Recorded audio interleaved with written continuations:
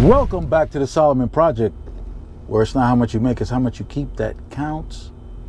I'm your host, Richard Burns. I didn't even check if my mic was working well or not, but we're going to assume that it is. I got a comment from Brandon of Palm Beach that I'm going to answer. But before I answer that question, I'm going to go through a few things. Hope everybody's doing well. I'm seeing some stuff. I'm seeing some people, they're spending money on things that perhaps right now may not be a good time to do. There are a lot of things going on. A lot of things that could potentially disrupt our economy. So I would be a little more careful as to how I spend my money right now.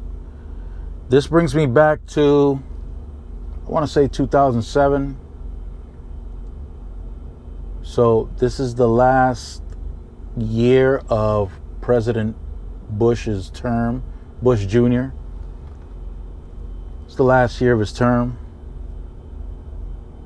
And I'm doing well in the stock market. I'm doing well. I'm looking at my portfolio. I'm up to $700,000. I have some trades that are still open, and that once I close them, that'll be another $70,000 that I made in a month. Sounds like a big deal, but it really isn't. I'm going to tell you right now, you could do the same thing. If you wanted to, you can do the same thing. If you're not doing it, it's because you don't want to do it. Simple as that. I know it sounds crazy, but it ain't as crazy as you think it is. Water. 2008 rolls in. You already know what happened. You already know what happened. What did they call it? They called it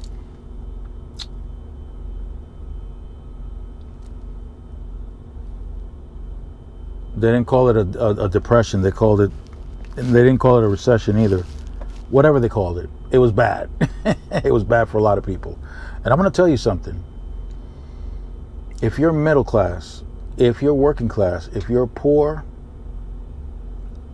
you guys are the ones that get hit the hardest. The wealthy don't get hit that hard. Yeah, you might have an occasional person who loses most or all of their wealth because of some highly risky ventures that they go into. But that's not the average person. Or that's not the average wealthy person. Sorry, let me correct myself. But I'm going to go into some of these accounts. As you know, these people send me screenshots or pictures of their accounts so that I can present it here in order to continue motivating people, because with the exception of two people,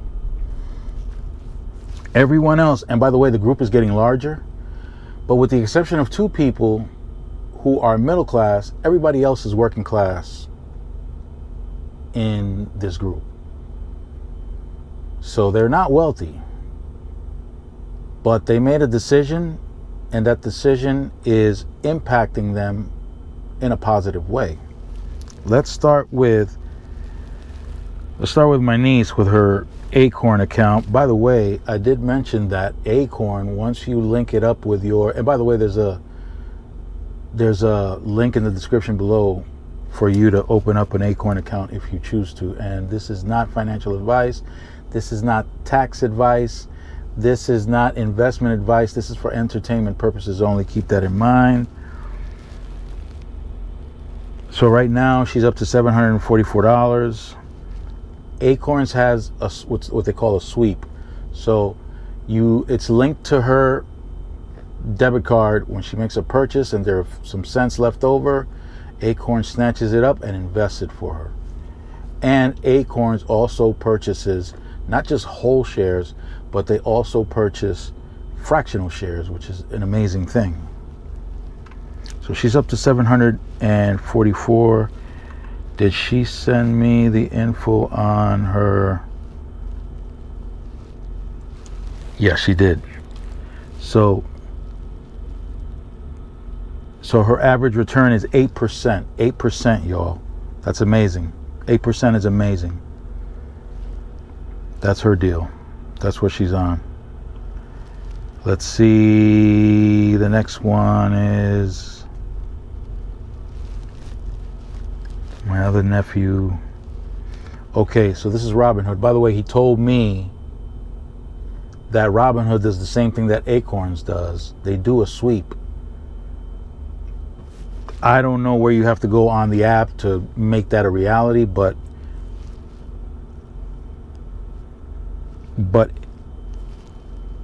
sorry. But Robinhood does do the sweeps as well. So he's up to $249.12 year to date. And the Acorns was year to date also. 8% year to date. Oh, interestingly enough, 8% year to date also for this account as well. And Acorns is $1 a day or 7 days a week because you can't deposit every day. But $7 a day for the Acorns, $7 a day for the Robinhood as well. So 8.09% year to date. Doing well. Who's next on the list? Let me see who's next. I think Jeddah's on the list. Here we go. How's Jeddah doing? So Jeddah's up to a total of $363.59. He decided to go by way of Webull. So he tapped on the link, opened up Webull, and year to date, he's up on one account 9%, over 9.5%, but on the other one he's down 13%. See, we're not playing that game here. We're not playing that game where we're trying to impress you so that you can buy a course or anything. We're not doing that. Okay, we're keeping it real. He's got one account that's down 13.5%. He's got one account that's up 9.5%. So hopefully he'll get that together, and throughout the course of time, he will correct that downturn.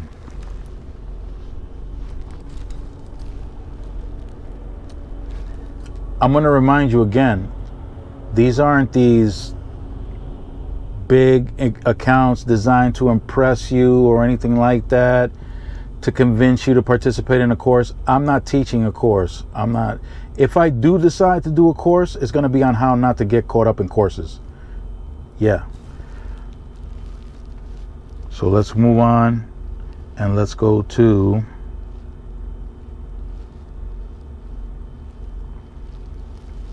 this is AJ's account. Now remember, AJ used to deposit $35 a week. He upped it to $50 a week. And he's currently at $3,386.10. And what have we got for a year to date? If I can find it. If he sent it, let me look for it.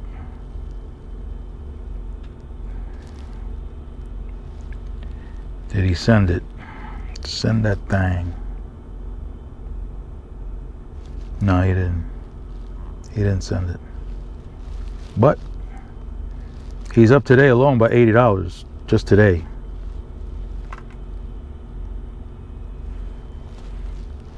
Let's go over to CJ. I don't have JB's. JB hasn't sent me any information. JB's in the military. JB is out there in Europe right now. So I'm looking for CJ's. Right. So CJ now I don't know what percent he's up, but he's up year to date. He's in the positive year to date. I don't know. He didn't send me that, but he is at $4,520. This is a weekly deposit of $100, and he's up $4,520.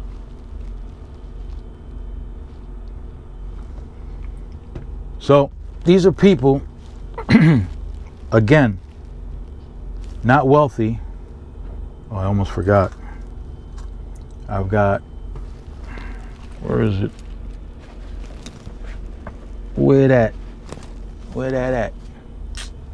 Come on. Oh, no, that's not it.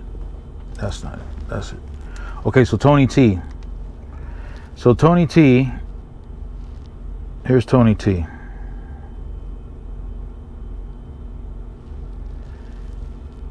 I think I either highlighted or spoke about Tony T's. I'm going to focus just on his account, not anything that's managed by whatever brokerage. He's on Robinhood also. He's got his Roth IRA. Here's his Roth IRA. Year-to-date return, 20.7%. Keep in mind that in his Roth IRA, I'm trying to remember, I think it was just a $50 deposit, and hasn't deposited anymore, and he's at $2,048 with one single deposit. Here is his individual account. Year to date, he's up 10.8%. Again, one single deposit. I think this particular one was $500. One single deposit, and he's up to $3,606. One single deposit on his Roth IRA. One single deposit. And look where they're at.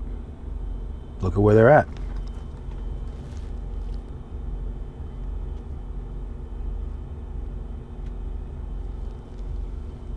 Look where they're at.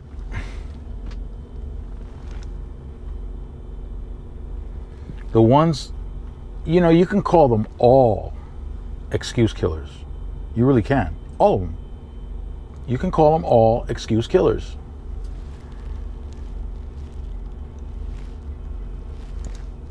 What does it take?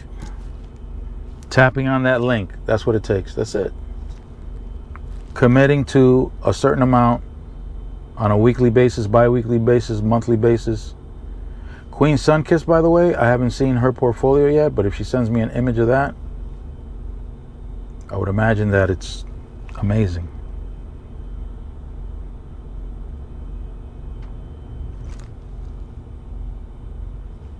Is it magic? No. There's nothing magical about these accounts. It's the same approach that Warren Buffett has. Same approach. It's all about longevity. It's all about time in the market, not timing the market. When you're timing the market, you're trading. You're not investing. So you're going to have a lot of movement. A lot of movement means more taxes that you have to pay. Bottom line. That's how it works. Remember, if you buy a stock and sell it within a year, that's short-term capital gains. You pay a higher tax on that money that you earned. But if it's beyond a year, it's long-term capital gains.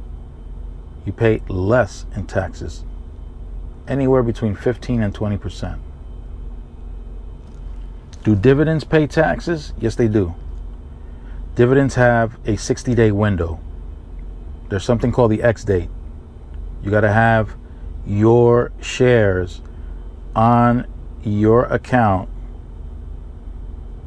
registered at your account by the X date in order for you to get dividends for the shares that you bought that were registered on the X date. Now, if you've been buying shares for years, anything prior to 30 days from the X date, anything that you bought prior to 30 days from the X date, you're paying long-term capital gains. Anything within that 60-day window, which is 30 days before the X date and 30 days after, anything you buy within that window, the initial taxes that you'll pay on that will be short-term capital gains. However, if you hold on to those shares, the next time they pay dividends will be well after the 60 days, well after the 30 days, long-term capital gains on the dividends. But don't take my word for it. You can go ahead and look all that stuff up. Now, let me look for Brandon's comment, because Brandon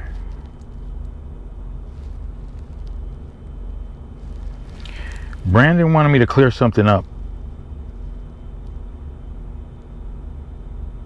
Brandon wanted me to clear something up about the difference between a retirement account and an individual account. If you're over a certain age, 18 probably, I don't remember. But if you're of a certain age, you can open up an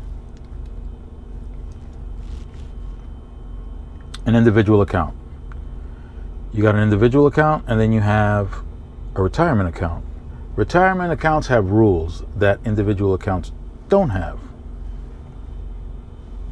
For one thing, individual accounts don't exactly have a limit as to how much you can deposit into that account and what frequency.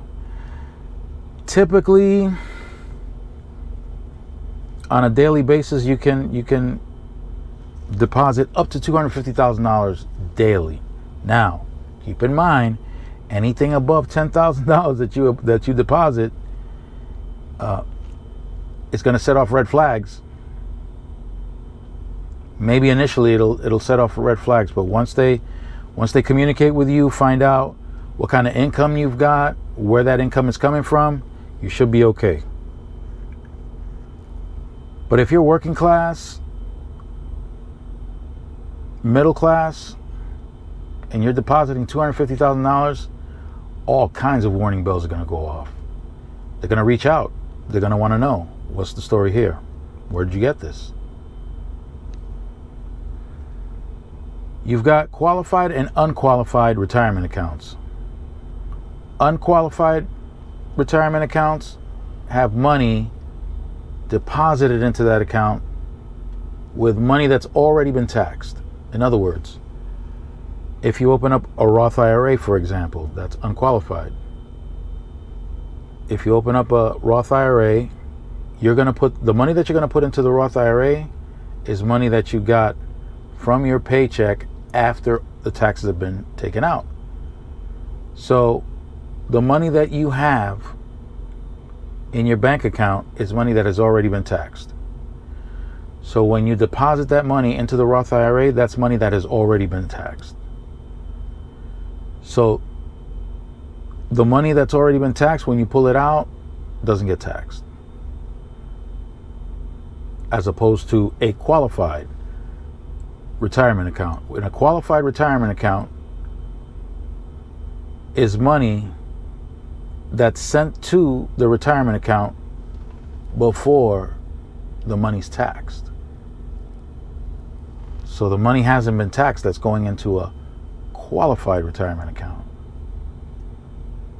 Also, there are conditions to the retirement accounts.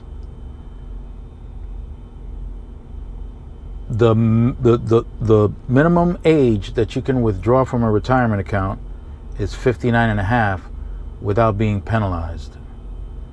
So in a qualified, or let's say in an unqualified, you can withdraw your principal, which is the money that you deposited, without any penalty. But anything you earned from your principal, in other words, the profit that you earn, that will be penalized if it's before 59 and a half. Qualified retirement accounts, I hope I'm saying this right. Anyway, It's been a while. I gave up my license in 2010. So in a qualified retirement account, like your 401ks, if you withdraw any money before 59 and a half, you will pay income tax on that money. Any money that you withdraw that's from your profits will be taxed as well. And you will receive a 10% penalty on the total value of your account for withdrawing before 59 and a half. So you got the qualified. With the qualified, everything that's deposited into that account is pre-taxed.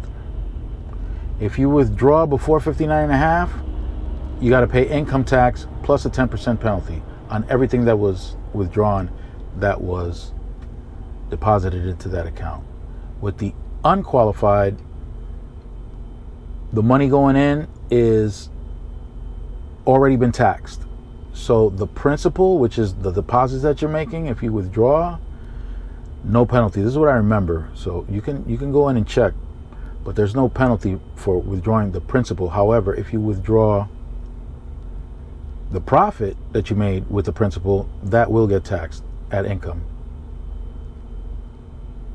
Also, well, look, I could do a whole video on qualified and unqualified, but I'm just gonna keep it there just to address the comment that Brandon made.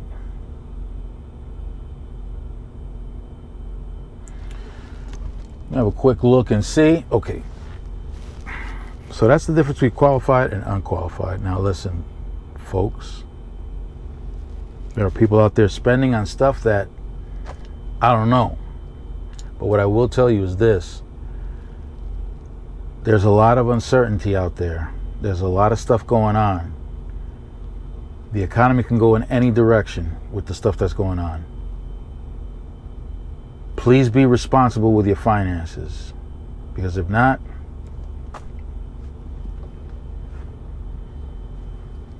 you already know. Okay, if you have any more questions, please make sure leave a comment below. I'll be more than happy to answer it in the next Whip It Out Wednesday, because that's what we do on Wednesdays. We whip it out. So stay fresh and keep it profitable. And you know what? Let me tell you something right now. I'm gonna let Kitty handle the rest. Felix, get over here, man. They need a ride. Arabam Dacia, seviyorum çift kalem aça. Göremedi kimseden fayda. İşler